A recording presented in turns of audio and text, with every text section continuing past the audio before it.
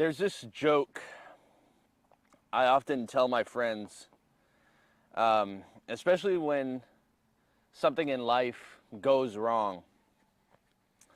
I've been struggling to word it properly, so when I do say this, I get these sort of concerned looks. And I really don't mean to be a downer, but I do have this sort of like brutal motto that it's this code that I live by.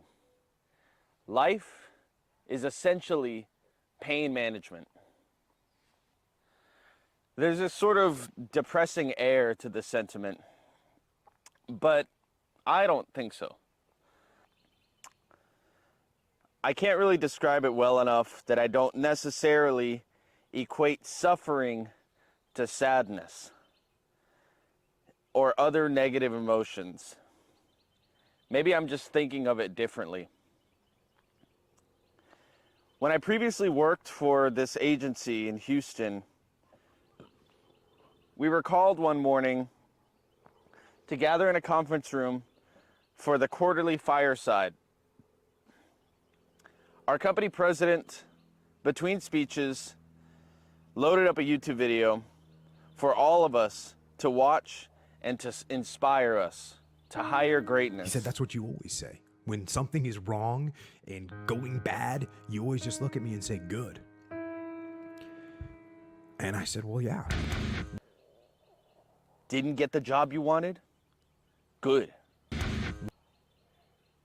Recalibrate, reload, re-engage.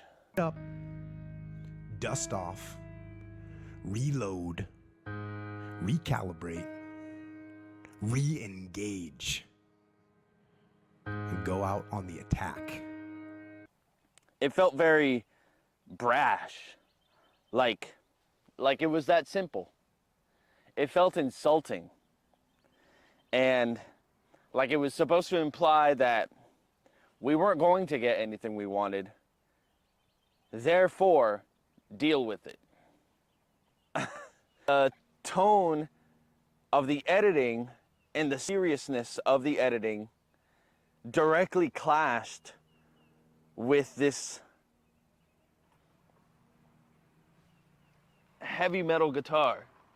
Here's my six-figure boss telling me that when things don't go your way, there's still a silver lining. This mindset is not what I'm talking about. Pain management is a mindset of mine that was slowly carved out from years of experience and reading perspectives that differed from mine. I thrifted this book about the teachings of Buddha and the Zen of the philosophy. I understood it was a religion, but I had yet to explore it as a way of living, of thinking. The Four Noble Truths are as follows. Life is suffering. Attachment to desire creates suffering. Suffering ends with the attachment to desire.